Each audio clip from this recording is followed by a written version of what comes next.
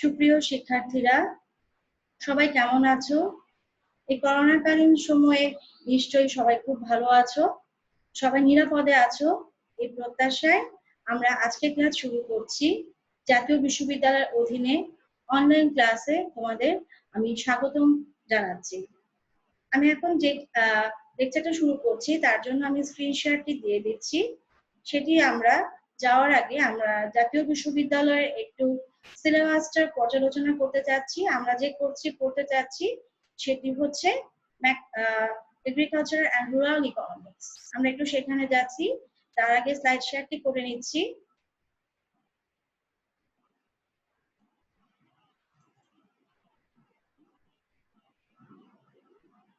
আমরা এখন যে ক্লাসে ঢুকেছি সেটি হচ্ছে আমাদের জাতীয় বিশ্ববিদ্যালয়ের প্রদত্ত স্লাইড। এখানে বলা আছে সবার করোনাকালীন শিক্ষা কার্যক্রম চলমান রাখার স্বার্থে জাতীয় বিশ্ববিদ্যালয়ের উদ্যোগে অনলাইন ক্লাসে সংযুক্ত হতে পেরে আমি আনন্দিত। আমরা সবাই আনন্দিত। সবাইকে স্বাস্থ্যবিধি মেনে চলার জন্য আহ্বান জানাচ্ছি। আমি সুমি চক্রবর্তী, সহকারী অধ্যাপক, ঢাকা সিটি কলেজ। তোমাদেরকে সবাইকে স্বাগত জানাচ্ছি জাতীয় বিশ্ববিদ্যালয়ের অধীনে কৃষি এবং গ্রামীণ অর্থনীতি কোর্সটি, যেটি তোমাদের বিএস এর সম্মান তৃতীয় বর্ষে অন্তর্ভুক্ত রয়েছে। আজকে আমাদের যে প্রথম লেকচার বা প্রথম যে অধ্যায় সেটি সম্পর্কে আমরা আলোচনা করব। কৃষি এবং গ্রামীণ অর্থনীতিতে সর্বমোট বিষয়টিতে কোর্সের সর্বমোট অধ্যায় রয়েছে 11টি। আমরা 10টি অধ্যায়ের মধ্যে 10টি লেকচারের মধ্যে এই কোর্স শেষ করার আশাবাদ ব্যক্ত করছি। এখন যেটা করছি, আমরা এই মুহূর্তে আমাদের পরবর্তী লেকচার পরবর্তী স্লাইডে চলে যাচ্ছি।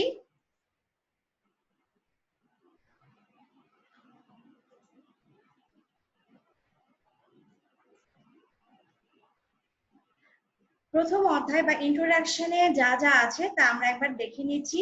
এখানে আছে concept of agriculture and agriculture economics, কৃষি এবং কৃষি অর্থনীতি কাকে বলে, scope and subject matter of agriculture economics, কৃষি অর্থনীতি পরিধি এবং বিষয়বস্তু, need for a separate study, আলাদাভাবে পাঠের প্রয়োজনীয়তা, differences between agriculture farm and industrial farm, কৃষি এবং শিল্প এই দুটো ফার্ম বা কৃষি খামার বা শিল্প যে ফার্ম এই দুটোর মধ্যে পার্থক্য, concept and importance of rural economics, rural মানে গ্রাম্য অর্থনীতি বা গ্রামীণ অর্থনীতি বা পল্লী অর্থনীতি এ সম্পর্কে ধারণা নিব, problems and solutions of rural economics, গ্রামীণ বা গ্রাম্য অর্থনীতির সমস্যা এবং সমাধান, আর দেখব পার্থক্য কৃষি অর্থনীতির সাথে গ্রামীণ অর্থনীতির কি পার্থক্য, আর দেখব characteristics of agriculture in underdeveloped, developing and developed country, অনুন্নত, উন্নয়নশীল এবং উন্নত দেশে কৃষি অর্থনীতির বৈশিষ্ট্য,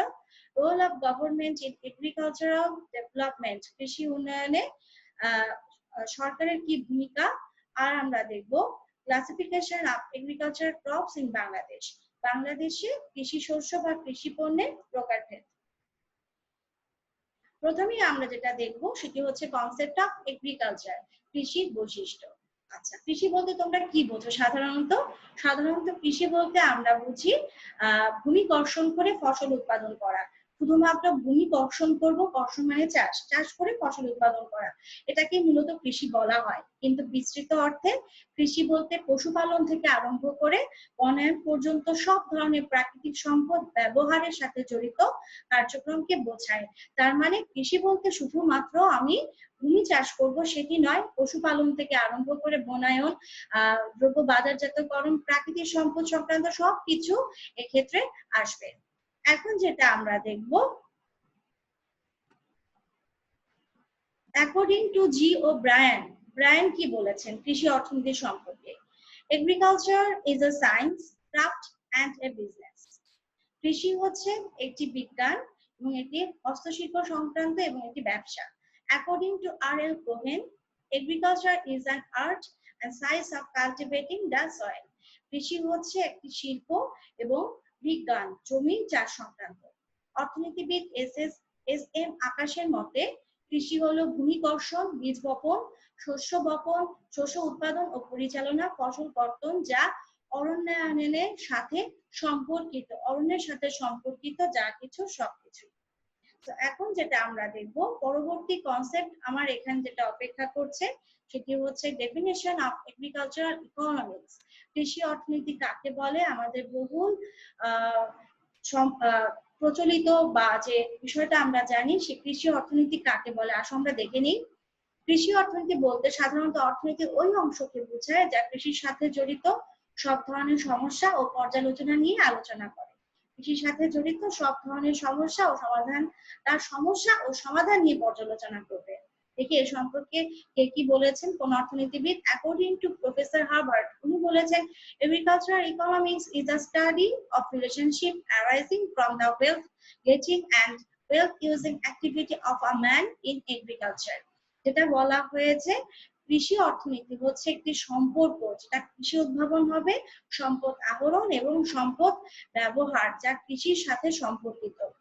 According to Stromgren and Walls, agricultural economics is an applied phase of the social science of economics in which attention is given to all aspects of problems related to agriculture। তার মানে কি বলা হয়েছে? কৃষি অর্থনীতি হচ্ছে সামাজিক বিজ্ঞান যা কিনা কৃষির সাথে সম্পর্কিত সমস্যার সমাধান নিয়ে আলোচনা করে। এরপরে আরো যেটা সংজ্ঞা দেওয়া আছে আমরা বলেছি প্রফেসর এলসি গ্রে, উনি তার ইন্ট্রোডাকশন টু এগ্রিকালচার ইকোনমিক্স গ্রন্থে বলেন কৃষি অর্থনীতি হলো এমন বিজ্ঞান যেখানে কৃষি শিল্পের বিশেষ অবস্থার আলোকে অর্থনীতির বিভিন্ন নীতি ও পদ্ধতি প্রয়োগ করা হয়। মানে সেখানে শুধুমাত্র কৃষি নয়, কৃষির সাথে জড়িত অর্থনৈতিক বিভিন্ন নীতিও এখানে কি করা হবে? আলোচনা করা হবে।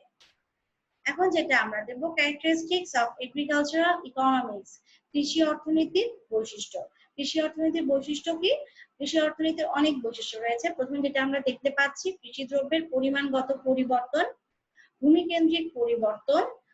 ভূমিকেন্দ্রিক পরিবর্তন বলতে যেখানে এখানে বোঝাচ্ছে সব জমির উর্বর শক্তি কিন্তু একরকম নয় আর এক জায়গায় কিন্তু নয়, এক এক ভূমির এক এক রকম, সেই পরিবর্তন সম্পর্কে এখানে আলোচনা করা হবে।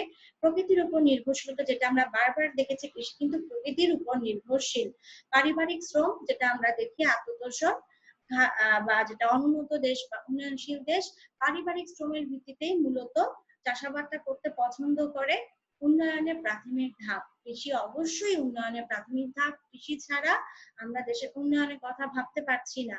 শিল্পের কাঁচামাল এবং ভোগ্যপণ্য সরবরাহ, শিল্প পণ্যের জন্য যে কাঁচামাল সে কাঁচামালটা কিন্তু কৃষি থেকেও আসে। ভূমিস্বত্ব এবং চাষাবাদ ব্যবস্থা, ভূমিস্বত্ব বলতে এখানে বোঝাচ্ছে ভূমি সংক্রান্ত অধিকার বা আইন। তো ভূমি সম্পর্কিত বিভিন্ন আইন, ভূ ব্যবস্থা, চাষাবাদ ব্যবস্থা সব কিন্তু এখানে আসবে। ঝুঁকি ও অনিশ্চয়তা, যেহেতু এটি প্রকৃতির উপর নির্ভরশীল এখানে তো অবশ্যই ঝুঁকি এবং অনিশ্চয়তা আছে। তারপরে আমরা দেখছি আরো বৈশিষ্ট্য আত্মতোষণ বনাম বাণিজ্যিক চাষাবাদ। কৃষিতে কেউ আত্মসংকোচের জন্য চাষাবাদ করে, আবার বাণিজ্যিক উদ্দেশ্যেও চাষাবাদ করা হচ্ছে। মূলধন গঠনের সহায়ক, অবশ্যই মূলধন তখনই গঠন হবে, আমরা জানি মূলধন বিষয়টা কি। মূলধন কি? মূলধন কিন্তু প্রকৃতি প্রদত্ত না, এটা কি করতে হয়? মানুষ অর্জন করে নেয়। সে যদি একজন ব্যক্তি যদি বর্তমান সময়ের ভোগটা না করে অর্থ সঞ্চয় করে, সঞ্চিত অর্থটা পরবর্তীতে মূলধন গঠনে সহায়তা করে। তারপর দেখো লেখা আছে মধ্যস্বত্ব ভোগীদের অস্তিত্ব। কৃষিতে কিন্তু মধ্যস্বত্ব ভোগীদের অস্তিত্ব আছে, এখানে বাণিজ্য চক্রের প্রভাব আছে। কৃষিতে বাণিজ্য চক্র আছে, আমরা জানি বিজনেস সাইকেল আমরা পড়েছি। কোথায় পড়েছি বলো তো মেয়েরা? বিজনেস সাইকেল কোথায় পড়েছি? বাণিজ্য চক্র স্টুডেন্টস আমরা পড়েছি ম্যাক্রো ইকোনমিক্স, তাই কি না?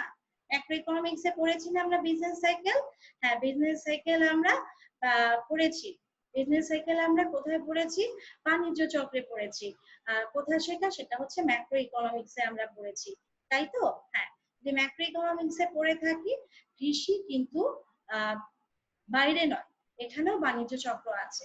তারপর দেখো বলা আছে কৃত কৌশলের ভিন্নতা, ছদ্মবেশী বেকারত্ব। কৃষিতে আর কি আছে?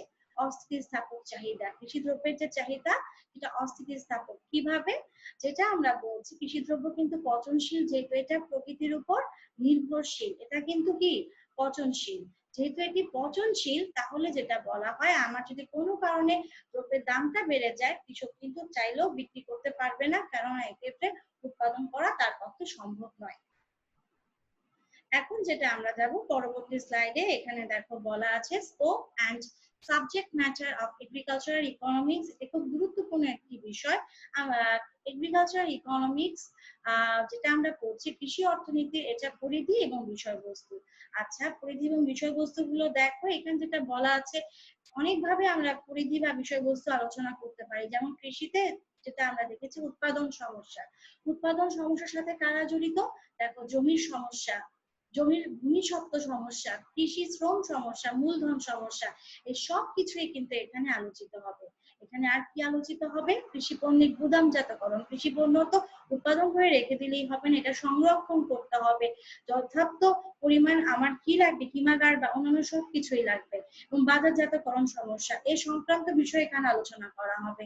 তারপর দেখো কৃষি আর্থিকায়ন, কৃষির অর্থ কোথা থেকে আসবে? প্রাতিষ্ঠানিক উৎস থেকে না অপ্রাতিষ্ঠানিক উৎস থেকে? আমি কোথা থেকে আমি অর্থ সংগ্রহ করব? তারপর দেখো বলা আছে ঝুঁকি ও অনিশ্চয়তা, যেটা আমরা বারবার বলেছি কৃষিতে ঝুঁকি অনিশ্চয়তা আছে। প্রকৃতির উপর আমরা নির্ভরশীল, বন্যা হবে না খরা হবে আমরা বুঝতে পারছি না। এই যে এখন যেটা সাম্প্রতিক সময়ে আমরা সম্মুখীন হয়েছি করোনা ভাইরাস, এর ফলেও কিন্তু আমাদের জনজীবন, কৃষি সহ সমস্ত ক্ষেত্রে কিন্তু প্রভাব পড়েছে। একটা অনিশ্চয়তা, অনিশ্চিত পরিবেশে সবাই রয়েছি আমরা। পান চাষি, তিনি কি করতে পারছেন না, পানির উৎপাদন সেভাবে কিন্তু উৎপাদন করতে পারছেন না, কেননা তিনি জানেন তার পানটা সাথে যে শ্রমিক জড়িত তারা হয়তো এখন করোনাকালীন সময় গিয়ে অবস্থান করছেন, বা যেটা হয়েছে এখন সেরকম কিন্তু চাহিদাও নেই। তো ঝুঁকি অনিশ্চয়তা বিষয়টি বোঝা গেল মেয়েরা? আমার ছাত্রছাত্রীরা বুঝতে পেরেছে? জি ম্যাম, বুঝতে পেরেছি। জি, ধন্যবাদ। আচ্ছা, এরপরে দেখো কি আছে, রাষ্ট্রীয় নীতি। রাষ্ট্রীয় নীতি কি বলা হয়েছে? সরকার যেটা করবেন, কিভাবে রাষ্ট্র পরিচালনা করবেন, কৃষি সম্পর্কিত কিভাবে কৃষি দ্রব্যের যোগান বাড়ানো যাবে, তার সমস্ত কিছুই কিন্তু এখানে আলোচিত হবে। আচ্ছা, এখন যেটা আমরা দেখো স্কোপ এন্ড সাবজেক্ট ম্যাটার, কৃষি অর্থনীতির যে বিষয়টা, দেখো এখানে একটা সার্কুলার একটা ফ্লোর মাধ্যমে দেখানোর চেষ্টা করা হয়েছে। দেখো, কৃষি খামারের উৎপাদন, এটার সাথে কিন্তু খামার ভিত্তিক খামার ভিত্তিক যোগান শিল্প, আর দেখো পণ্য প্রক্রিয়াজাতকরণ এবং বন্টন শিল্প, এরা দুটো বিষয়ের সাথে কিন্তু এটা রিলেটেড। পাশাপাশি কি আছে দেখো, কৃষি ব্যবস্থা কিন্তু জটিলতা আছে, যেটা আমরা একটু আগে বলেছি। সেই জটিলতা গুলো সেখানে একটি সুন্দর একটি প্রবাহ চিত্রের মাধ্যমে দেখানোর চেষ্টা করা হয়েছে। এখন যেটা আমরা যাচ্ছি পরবর্তী স্লাইডে, দেখো সেখানে কি বলা আছে, নিচ or justification for a separate study of agricultural economics, একটি আলাদা বিষয় হিসেবে কৃষি অর্থনীতি পাঠের যৌক্তিকতা। কেন একটি আলাদা বিষয় হিসেবে আমরা এটি পড়বো?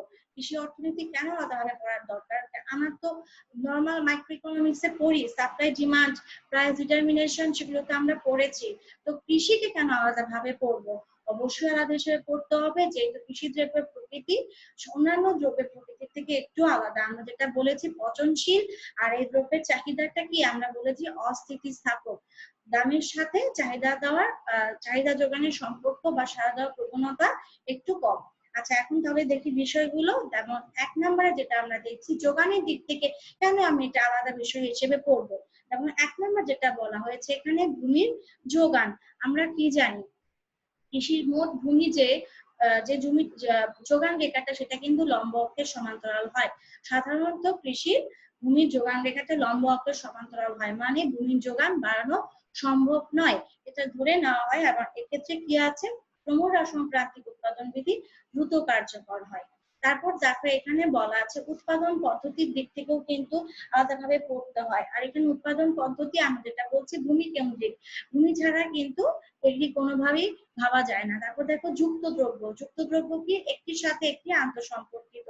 আমি যদি পাট পাতা বা পাট শাকের কথা বলি, তার সাথে কিন্তু পাটের যে আমরা বলবো পাটকুড়ি, সেটার সাথে কিন্তু সেটা সম্পর্কিত। তারপরে দেখো বলা আছে ধানের সাথে খড়, একটার সাথে একটা সম্পর্কিত।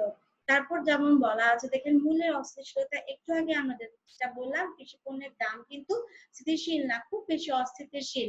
তারপর দেখো অনিশ্চয়তা, যেটা আমরা বারবার বলেছি। ভৌগোলিক বিচ্ছিন্নতা, কৃষি অঞ্চল বা চাষের যে এরিয়াগুলো, এটা কিন্তু ভৌগোলিক দিক থেকে বিচ্ছিন্ন, যেটা বলা হয়েছে একটি এক এক অঞ্চলের ভৌগোলিক বৈশিষ্ট্য কিন্তু এক এক রকম। সেজন্য যেটা বলা হয়েছে পাঠ তো অবশ্যই করতে হবে, এক এক অঞ্চলের ভৌগোলিক পরিস্থিতি, মাটির জন্য উপযুক্ত সার বীজ সে সম্পর্কে অধ্যয়ন করতেই হচ্ছে। তারপর যেটা বলা আছে খেয়াল করো, উৎপাদনের লক্ষ্য। আমার কৃষির উৎপাদনের প্রধান লক্ষ্য হচ্ছে ভোগ্যদ্রব্য সরবরাহ করা, জনগণের ভোগের জন্য প্রয়োজনীয় দ্রব্য সরবরাহ করা। তারপর যা বলা আছে দেখো, জীবন ধারণের উপায়। কৃষি তোমাকে কি করছে, জীবন ধারণের উপায় বলে দিচ্ছে।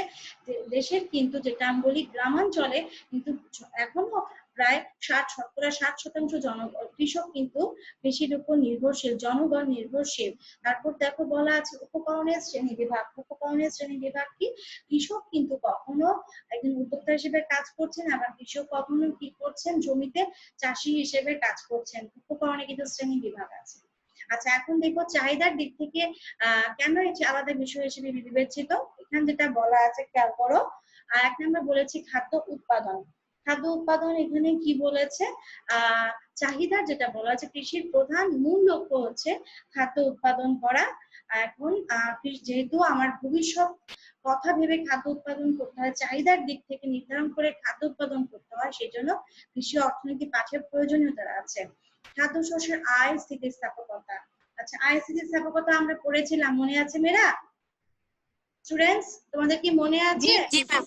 হ্যাঁ, জি ঠিক ম্যাম। আছে। আচ্ছা, আয় স্থিতিস্থাপকতায় আমরা যাচ্ছি। আয় স্থিতিস্থাপকতায় বলা হয়েছিল যদি কোনো কারণে আয়, কৃষকদের যেটা বলা হয় আয়ের সাথে কি করা হয়, চাহিদার সম্পর্ক, তাই তো? এখন যেটা বলা হয়েছে আয় যদি খুব একটা বেড়ে যায়, আমি কিন্তু এমন না খাদ্যশস্য খুব বেশি করে ক্রয় করবো বা ভোগ করবো, মানে কৃষি পণ্যে আয় স্থিতিস্থাপকতা কিন্তু কম। তারপর যেটা বলা হয়েছে পণ্য সংরক্ষণ। পণ্য সংরক্ষণের উপায়, কিভাবে সংরক্ষণ করতে পারবো, এই সমস্ত কিছু আলোচনা করা হয় এগ্রিকালচার ইকোনমিক্সে।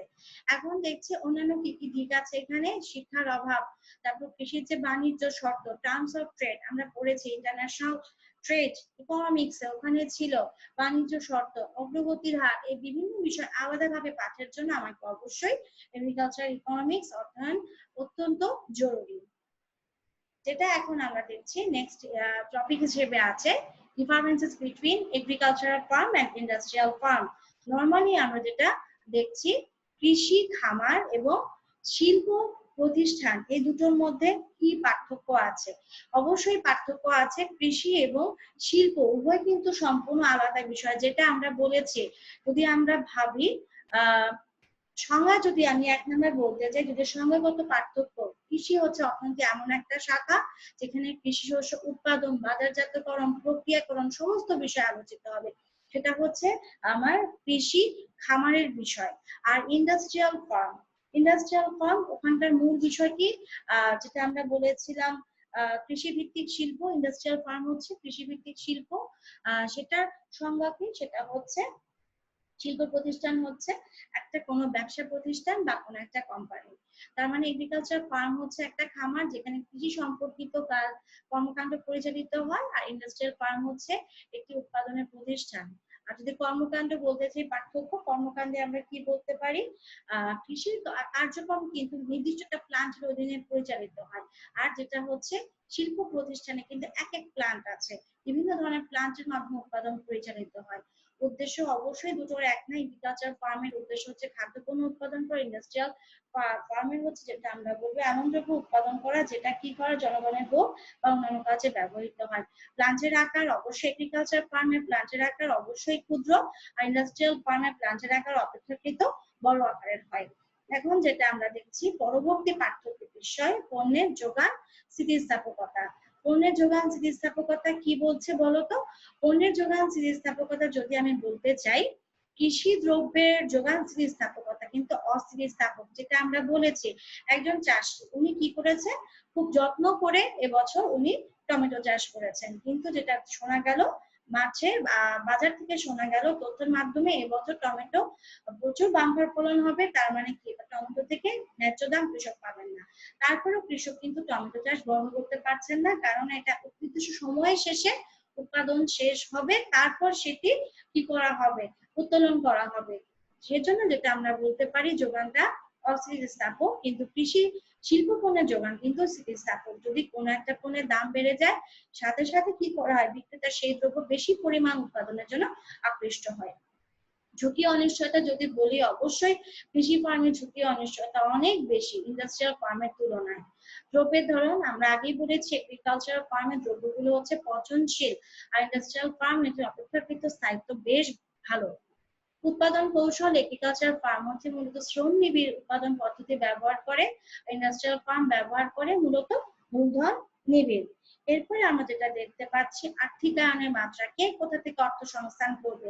এগ্রিকালচার ফার্ম মূলত গ্রামের যে অপ্রাতিষ্ঠানিক উৎস সেখান থেকে মূলত অর্থ সংগ্রহ করে থাকে। এছাড়া কিছু প্রাতিষ্ঠানিক উৎস, কিছু ব্যাংক আছে সরকারের নিয়ন্ত্রণাধীন, বিভিন্ন ব্যাংক প্রতিষ্ঠান আছে, আমরা এই অধ্যায়ে দেখবো সামনে, সেখানে আছে আমরা দেখবো অর্থায়নের একটি চ্যাপ্টার আছে, অধ্যায় আছে, সেখানে বিস্তারিত দেখবো সংগ্রহ করে থাকে। কিন্তু ইন্ডাস্ট্রিয়াল ফার্ম এটি সহজেই যে কোনো উৎস থেকে এটি অর্থায়ন সংগ্রহ করতে পারে, যেহেতু এক্ষেত্রে জামানত হিসেবে যেটা রাখতে সেটা একটি গ্রহণযোগ্য জামানত ইন্ডাস্ট্রিয়াল ফার্ম রাখতে পারে। আর বিস্তার প্রক্রিয়া যদি আমরা বলি, এখানে যেটা বলা হয়েছে, এগ্রিকালচারাল ফার্ম তুলনায় ইন্ডাস্ট্রিয়াল ফার্ম কিন্তু সারা বিশ্বে বিস্তার লাভ করছে। আর প্রবৃদ্ধির হার যদি আমি বলি, এগ্রিকালচারাল ফার্মে কিন্তু প্রবৃদ্ধির হার তুলনায় ইন্ডাস্ট্রিয়াল ফার্মে প্রবৃদ্ধির হার বেশি। দামের ওঠানামা আমরা একটু আগে বলেছি, কৃষিক্ষেত্রে কিন্তু দামের ওঠানামা বেশি হয়। ক্রমহ্রাসমান প্রান্তিক উৎপাদন বৃদ্ধি, এটা কৃষিক্ষেত্রে দেখা যায়।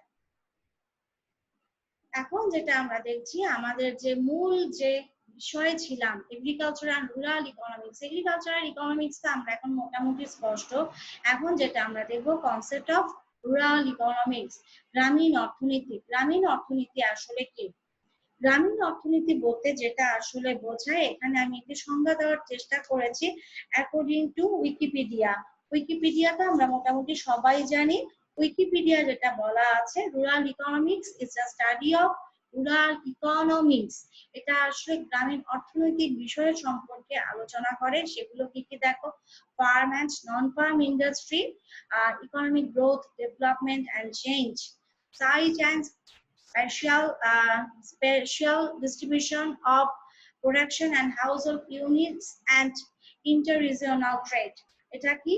আকার, কিসের আকার? দ্রব্য বন্টন, দ্রব্য বন্টনের আকার, হাউসহোল্ড মানে পরিবার, এবং আন্তঃ আঞ্চলিক, ইন্টার রিজিওনাল ট্রেড, আন্তঃ আঞ্চলিক, ঢাকার সাথে চট্টগ্রাম, এই ট্রেড কিভাবে হয় সেগুলো নিয়ে আলোচনা করা, বাণিজ্য কিভাবে হয়, ল্যান্ড ইউজ, ভূমি কিভাবে ব্যবহৃত হবে, housing and non housing, as to supply and demand, ঠিক আছে, সাপ্লাই এবং যোগানের দিক থেকে গৃহ এবং গৃহ সম্পর্কে বহির্ভূত যে বিষয়গুলো সেগুলো আসবে। মাইগ্রেশন, মাইগ্রেশন তো আমরা জানি, finance, government policies, as to development, investment, regulation and transportation, পরিবহন ব্যবস্থা, সবকিছু এখানে আসবে। General equilibrium and welfare analysis, এখানে জনগণের কল্যাণ সম্পর্কে আলোচনা করা হবে, সাধারণ ভারসাম্য আলোচনা করা হবে। এই সব কিছুই হচ্ছে রুরাল ইকোনমিক্স। তাহলে যদি আমি বলতে পারি, গ্রামের মানুষের জীবন জীবিকাকে কেন্দ্র করে যেসব অর্থনৈতিক কর্মকাণ্ড পরিচালিত হয় তার সমষ্টিকে বলা হয় গ্রামীণ অর্থনীতি। আমি আবার বলছি, গ্রামের মানুষের জীবন জীবিকাকে কেন্দ্র করে যেসব অর্থনৈতিক কর্মকাণ্ড পরিচালিত হয় তার সমষ্টিকে বলা হয় গ্রামীণ অর্থনীতি। এখন দেখি আমরা গ্রামীণ অর্থনীতির কিছু বৈশিষ্ট্য। দেখো, বলা হয়েছে কৃষি নির্ভর অর্থনীতি। আমাদের গ্রামীণ জনগণ মূলত কৃষি ছাড়া আরো অনেক পেশার সাথে জড়িত, কিন্তু কৃষি হচ্ছে তাদের মূল। তারপর যেটা বলা আছে, ক্ষুদ্র কুটির শিল্পে বেশি বিনিয়োগ করা হয়, অপ্রাতিষ্ঠানিক ঋণের উৎস বেশি, তাই কি না? তারপর বলা হয়েছে ঋণের উচ্চ সুদের হার, গ্রামাঞ্চলে যেটা আমরা দেখেছি দুর্বল অবকাঠামো, শ্রম নির্ভর উৎপাদন কৌশল, মধ্যস্বত্ব ভোগীদের দৌরাত্ম্য আছে, মৌসুমী বেকারত্ব ছাড়াও ছদ্মবেশী বেকারত্ব আছে, মূলধন গঠনে নিম্ন হার, আর আয়ের বন্টন বৈষম্য আছে, আর অশিক্ষিত এবং শ্রমিকেরা কি অদক্ষ, যেহেতু সেখানে প্রশিক্ষণের ব্যবস্থা এখনো সেই রকম ছড়ায়নি। ভূমির অসম বন্টন আছে, আমরা দেখেছি এক শ্রেণীর লোকের হাতে গ্রামের প্রায় 1/4 আছে, আর বাকিদের হাতে 4/3। তারপর যেটা আমরা দেখবো, প্রান্তিক ও ভূমিহীন কৃষক, তাদের প্রাধান্য, যদিও এই সংখ্যাটা ইদানিং একটু কমে এসেছে। এখন যেটা আমরা দেখছি, বৈশিষ্ট্যের পরে যেটা আছে, inter relationship between agricultural and rural economics, কৃষি এবং গ্রামীণ অর্থনীতির আন্তঃ সম্পর্ক কিভাবে সম্পর্কিত। অবশ্যই সম্পর্কিত, দুভাবে আমরা দেখছি। প্রথমবার দেখব কৃষি অর্থনীতির উপর গ্রামীণ অর্থনীতির নির্ভরতা, তারপর আমরা দেখব গ্রামীণ অর্থনীতির উপর কৃষি অর্থনীতির নির্ভরতা। আচ্ছা, প্রথমেই দেখছি কৃষি অর্থনীতির উপর গ্রামীণ অর্থনীতি কিভাবে নির্ভরশীল। দেখো, প্রথমে বলা আছে কৃষি খাদ্যের যোগান দিচ্ছে, খাদ্য কারা গ্রহণ করছে? গ্রামীণ জনগোষ্ঠী, তাছাড়া দেশের সবাই। দেখো, কর্মসংস্থানের সর্বোচ্চ খাত, ঠিক জাতীয় আয়ের অন্যতম প্রধান খাত, গ্রামীণ আয়ের প্রধান উৎস, একটি কাঁচামালের যোগানদাতা। আর যেটা আমরা দেখবো, কৃষির মাধ্যমে বৈদেশিক মুদ্রা অর্জন হচ্ছে, গ্রামীণ মূলধন গঠন হচ্ছে। আর যেটা আমরা দেখছি, গ্রামীণ অর্থনীতির উপর কৃষি অর্থনীতি নির্ভরতা। গ্রামীণের উপর কৃষি অর্থনীতি কিভাবে নির্ভর করে? দেখো, এখানে বলা আছে, প্রথমেই আছে কি, দেখো, কর্মসংস্থান। কৃষির মাধ্যমে কি হয়? কর্মসংস্থান হয়, তাই কিনা? গ্রামীণ অর্থনীতির উপর কৃষি কিভাবে নির্ভরশীল? দেখো, বাসস্থান, তারপর কাঁচামাল সরবরাহ, স্থানীয় সম্পদের ব্যবহার, শ্রমশক্তির যোগান, কৃষি পণ্যের বাজার সৃষ্টি, এই বিভিন্ন দৃষ্টিকোণ থেকে কিন্তু গ্রামীণ অর্থনীতির উপর কৃষি নির্ভর করে, একটির সাথে একটি আন্তঃসম্পর্কিত। এখন যেটা আমরা দেখতে পাচ্ছি, differences between agricultural economy and rural economy. ছবির মাধ্যমে কিন্তু 10টি কথা বলার চেয়ে একটি ছবি কিন্তু অনেক বেশি তাৎপর্য বহন করে। এজন্যই কিন্তু ইকোনমিক্সে আমরা গ্রাফ ব্যবহার করি। গ্রাফের জন্য কিন্তু আমাদের ইকোনমিক্সটা প্রাণবন্ত হয়ে ওঠে, যেহেতু এখানে এত সুন্দর সুন্দর গ্রাফ আছে। আমরা এখানে গ্রাফ না, আমরা দুটো স্থির চিত্র দিয়েছি। দেখো, একটি হচ্ছে মাঠ জুড়ে শুধুমাত্র সবজি দেখা যাচ্ছে, এটি হচ্ছে কৃষি অর্থনীতির ছবি। আর এইখানে একজন দেখতে পাচ্ছি, তার দুইজন সাথে কনিষ্ঠ দুইজন সদস্যকে নিয়ে এই ভদ্রলোক যাচ্ছেন, নিশ্চয়ই এর ভেতরে মাছ আছে বা অন্য কিছু আছে, উনি সেটি বিক্রি করছেন বা বিক্রির উদ্দেশ্যে যাচ্ছেন, সেটি বিক্রি করে উনি পরিবার জন্য অর্থ সংগ্রহ করে নিয়ে আসবেন। এটি হচ্ছে রুরাল লাইফ, রুরাল ইকোনমি। এখন যেহেতু চিত্র আমরা বুঝতে পেরেছি, এখন পার্থক্য নিশ্চয় ক্লিয়ার হয়ে যাবে, আমরা পার্থক্যে চলে যাচ্ছি। দেখো, 1 নাম্বার বলছে সংজ্ঞাগত পার্থক্য। এটা তো আমরা আগেই বলেছি, এগ্রিকালচার ইকোনমি কি করছে? কৃষি উৎপাদন, বাজারজাতকরণ, প্রক্রিয়াজাতকরণ সবকিছু নিয়ে আলোচনা করছে। আর রুরাল ইকোনমি গ্রামীণ জনগোষ্ঠীর জীবনযাত্রা কিভাবে পরিচালিত হয় সেগুলো নিয়ে আলোচনা করছি, সেটা হচ্ছে আমার রুরাল ইকোনমি, তাই তো? হ্যাঁ। তারপরে এখন যেটা আমরা দেখতে পাচ্ছি, এরপরে বলা আছে কার্যকলাপগত পার্থক্য। কার্যকলাপগত কি পার্থক্য? দেখো, কৃষি কিন্তু মূলত কৃষিকে নিয়েই কাজ করছে, আর রুরাল ইকোনমি গ্রাম নিয়ে আলোচনা করছে। অধ্যয়নের বিষয়, এগ্রিকালচার ইকোনমিতে আমরা কি দেখছি? এখানে হচ্ছে কৃষি পণ্যের চাহিদা, যোগান, দাম, কৃষি পণ্যের দ্রব্যের প্রকৃতি, এগুলো নিয়ে আলোচনা করা হচ্ছে। আর রুরাল ইকোনমিতে গ্রামীণ অর্থনীতির উৎপাদন, ভোগ, বিনিময়, বন্টন, সমস্ত কিছু এখানে আলোচিত হবে। কৃষি না, কৃষি ছাড়াও অন্যান্য সবকিছুতে ভোগ, জীবনযাত্রা সবকিছু এখানে আসবে। সঞ্চয়, তারপর দেখো, মধ্যস্বত্ব ভোগীদের অস্তিত্ব যদি বলি, এগ্রিকালচার ইকোনমিক্স সেটা খুবই বেশি। আর রুরাল ইকোনমিতে আমরা দেখবো গ্রাম্য মহাজনদের আধিপত্য। তারপর দেখো, এখানে বলা আছে মূলধন নিয়োগ। এগ্রিকালচার ইকোনমিতে কিন্তু কম মূলধনে আমি অধিক পরিমাণ শ্রমিক নিয়োগ করতে পারি, কিন্তু যেটা রুরাল ইকোনমিতে ওখানে যেটা বলা হয়েছে, সেখানে কিন্তু মহাজনী একটা ব্যবস্থা আছে, মহাজনদের কাছ থেকে ঋণ নিয়ে একটা ব্যবস্থা আমরা দেখতে পাই। তারপর দেখো, সঞ্চয়ের মূলধন গঠন যদি বলি, কৃষি অর্থনীতি কিন্তু কৃষিজাত দ্রব্য বিদেশে রপ্তানি করে, কৃষিজাত দ্রব্য বিদেশে রপ্তানি করে সেখানে সঞ্চয় মূলধন গঠন সম্ভব। কিন্তু গ্রামীণ অর্থনীতি, গ্রামীণ জনগোষ্ঠীর যদি উপার্জনের উৎস কম হয়, সেক্ষেত্রে কিন্তু তাদের আয় কম হয়, সেক্ষেত্রে সঞ্চয় মূলধন গঠনে সমস্যা হয়। শ্রমশক্তি বলি, শ্রমশক্তিকে কৃষক, যেটা বলা হয় প্রায় 56% বা যেটা আমরা বলি 60%, এই রেঞ্জের মধ্যে জনগণ কৃষির সাথে জড়িত। আর যেটা আমরা দেখবো, গ্রামীণ জনগোষ্ঠীর যেটা আমরা বলবো, সেখানে হচ্ছে তারা বিভিন্ন পেশায়, বাকিরা নিয়োজিত শুধুমাত্র কৃষি নয়। তারপর যেটা হচ্ছে নিয়োগের খাত, কৃষি নির্ভর অর্থনীতিতে শ্রম নিয়োগের প্রধান খাত হিসেবে কাজ করছে, শ্রমটাই মূলত নিয়োগের খাত হিসেবে কাজ করছে। আর এখানে গ্রামীণ অর্থনীতিতে শ্রম আছে, সেটা দক্ষ অদক্ষ দুই রকমই হয়। উন্নয়ন পরিকল্পনা যদি বলি, কৃষি অর্থনীতিতে শুধুমাত্র কৃষির উন্নয়ন নিয়ে আলোচনা করা হয়, কিভাবে দ্রব্যের উৎপাদন বাড়বে, কিভাবে আমি নতুন প্রযুক্তির সংকরায়ন ব্যবহার করব, সেটা এখানে আসবে। কিন্তু গ্রামীণ অর্থনীতি শুধুমাত্র কৃষি নয়, গ্রামীণ জীবন যাপন, তাদের আয় ব্যয় ভোগ কিভাবে বাড়ানো যায়, আর্থসামাজিক অবকাঠামো, রাস্তাঘাট, বিদ্যুৎ, ইন্টারনেট, যেটা তথ্য প্রযুক্তি, যেটা বর্তমান সরকারের অঙ্গীকার গ্রামীণ জনগোষ্ঠীর হাতে হাতে হাতে পৌঁছে দেয়া। এবং আমরা যে ক্লাসটা করছি তাই না, যেটা বলা হয়েছে সবাই কিন্তু শহরে না, আমার রুরাল ইকোনমি, সেখানেও কিন্তু অনেক শিক্ষার্থী আছে, তারা কিন্তু সারা বছর ধরে অনলাইন ক্লাসগুলো করছে। সেটা কিভাবে পৌঁছে দেওয়া যায়, সেটা হচ্ছে গ্রামীণ অর্থনীতি। এরপর দেখো রুরাল ইকোনমিক্স এর গুরুত্ব, এটা কি হচ্ছে, এটা খাদ্যের যোগান দেয়, শিল্পের কাঁচামাল দেয়, তারপর পেশাগত গুরুত্ব আছে এখানে, পোশাক শিল্পের বিকাশে সহায়তা করছে, জাতীয় আয় বৃদ্ধিতে সহায়তা করছে, আর কুটির শিল্পে তো ভূমিকা রেখে চলেছেই।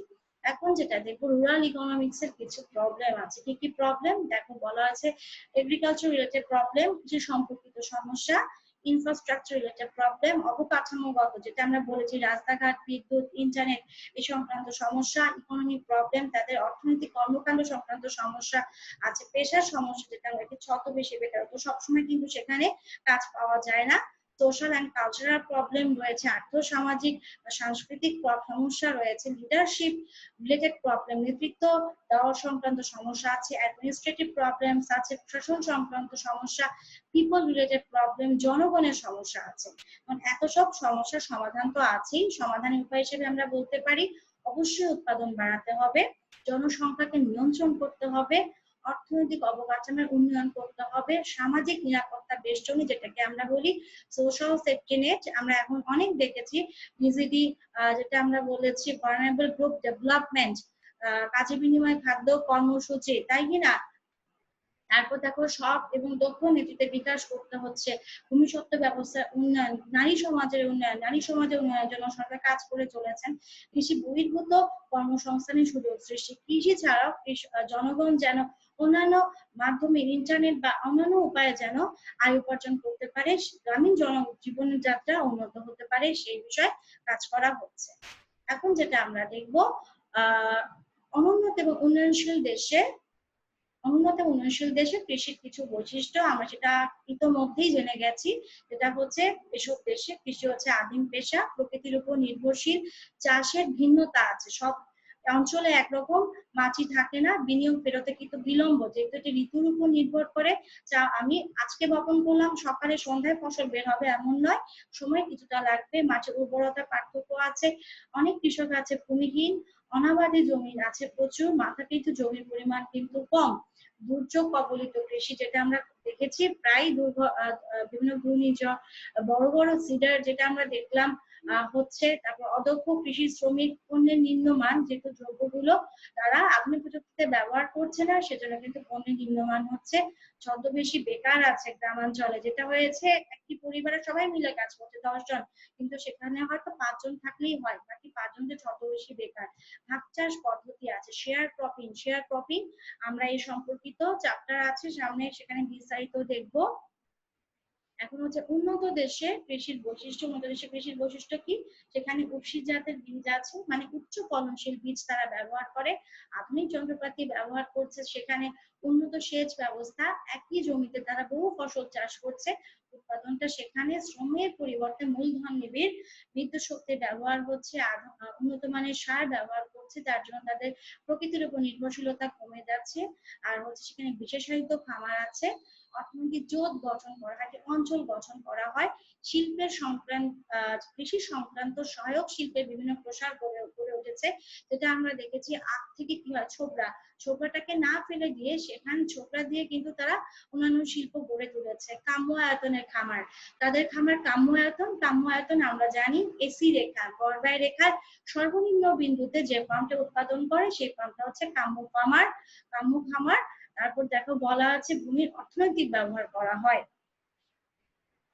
এরপর দেখো এখানে বলা আছে role of government in agriculture development, অর্থনৈতিক বা কৃষি ক্ষেত্রে উন্নয়নে সরকার কি কি ভূমিকা রাখছে। একটি দেশে গণতান্ত্রিক সরকার অবশ্যই কৃষি উন্নয়নে ভূমিকা রাখছে, এটি যদি বাংলাদেশের প্রেক্ষিতেও বলি একই বিষয় প্রযোজ্য। যেমন প্রথম যেটা বলা আছে ভূমি সংস্কার বিষয়টি সরকার কঠোর নজরদারিতে রেখেছেন, মাথাপিছু জমির পরিমাণ ইচ্ছা মতো রাখা যাবে না, সেই বিষয় নির্ধারণ করা আছে, আমরা ভূমি সংস্কার অধ্যায় সেটা বিস্তারিত করব। তারপর দেখো প্রয়োজনীয় কৃষি উপকরণে ভর্তুকি দিচ্ছেন সরকার, কৃষি ঋণ বন্টনের ক্ষেত্রে ভূমিকা আছে, কৃষি ঋণ কিভাবে বন্টন করা হবে, সেক্ষেত্রে বলা আছে ন্যূনতম কত % সুদে একজন কৃষক ঋণ পাবেন, সেটি সহজ শর্তে ঋণ প্রদানের কথা বলা আছে। কৃষি সম্প্রসারণ কেন্দ্র স্থাপন করা হয়েছে, এখানে যেটা আমরা দেখেছি।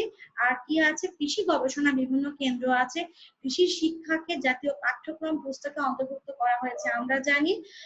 সেটা প্রাতিষ্ঠানিক এবং মূল্যনীতি গঠন করা হয়েছে, কোন কৃষি পণ্যের মূল্য কত যাতে সরকার নির্ধারণ করে দিয়েছে। আর এখানে আমরা দেখতে পাচ্ছি বাংলাদেশ কৃষি গবেষণা ইনস্টিটিউট, যেখানে তারা সেখানে অবিরাম কৃষি সম্পর্কিত বিভিন্ন গবেষণা কর্মকাণ্ড পরিচালিত হচ্ছে। এছাড়াও দেশে কৃষি বিশ্ববিদ্যালয় আছে এবং বিভিন্ন বিশ্ববিদ্যালয়ের কৃষি সংক্রান্ত গবেষণা বা অনুষদ স্থাপন করা হয়েছে।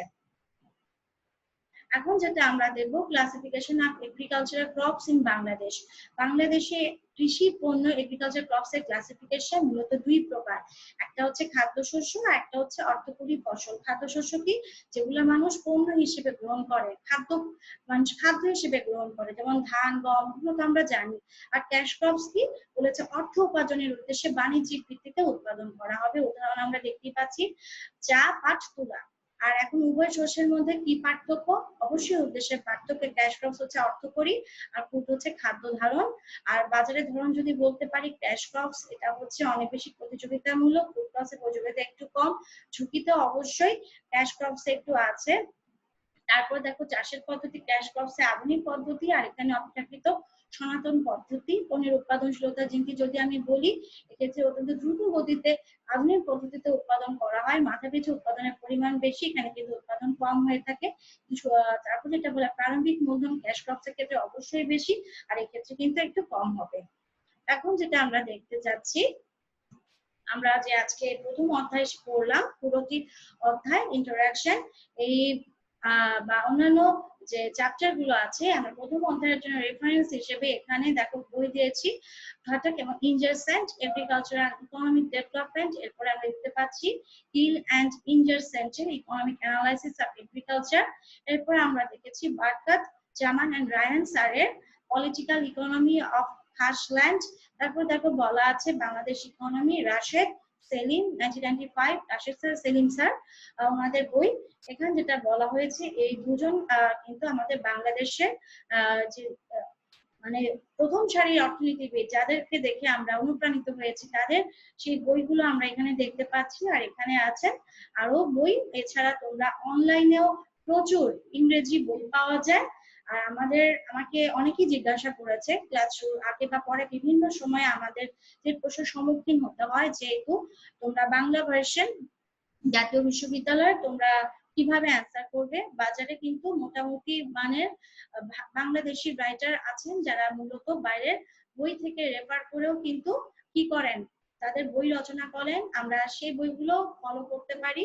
তুমি একজন শিক্ষার্থী, তুমি সব বই দেখবে, সব বই থেকে তোমার জাতীয় বিশ্ববিদ্যালয়ের যে গাইডলাইনটা আজকে আমি দেওয়ার চেষ্টা করলাম প্রথম অধ্যায় থেকে সিলেবাস দেখে, সেভাবে তুমি তোমার লেকচার নোটটি তৈরি করার চেষ্টা করবে। আর তোমাদের সার্বিক সহায়তার জন্য জাতীয় বিশ্ববিদ্যালয় এবং আমাদের যারা শিক্ষক, তারা সর্বদাই তোমাদের জন্য আছি। তোমাদের যে কোনো প্রশ্ন তোমরা আমাদের করবে, আমরা সেগুলো সমাধান করার চেষ্টা করব। যেহেতু আমার সময় খুব কম, এখন প্রায় 1.5 মিনিটের মতো বাকি আছে, আমার যেহেতু ক্লাস প্রায় শেষ, আমি তোমাদের সাথে একটু রিভিউ করে নিয়ে আজকে আমরা কি কি পড়েছি। আচ্ছা, প্রথমে আমরা যেটা পড়েছি আজকে সেটা হচ্ছে কৃষি ধারণা নিয়েছি। তারপর দেখেছি কৃষি অর্থনীতি কাকে বলে, কৃষি অর্থনীতির বৈশিষ্ট্য। তারপর যেটা আমরা দেখেছি, কেন আমি কৃষি অর্থনীতিকে আলাদা একটা বিষয় হিসেবে পড়ব। সেখানে আমি বলেছি যেটা কৃষি অর্থনীতি দ্রব্যের প্রকৃতি সাধারণ দ্রব্যের মতো নয়, এখানে দ্রব্যের প্রকৃতিটা অস্থিতিস্থাপক, চাহিদা যোগানের। আর যেটা আমরা বলেছি, দামটা কিন্তু খুব বেশি ওঠানামা করে।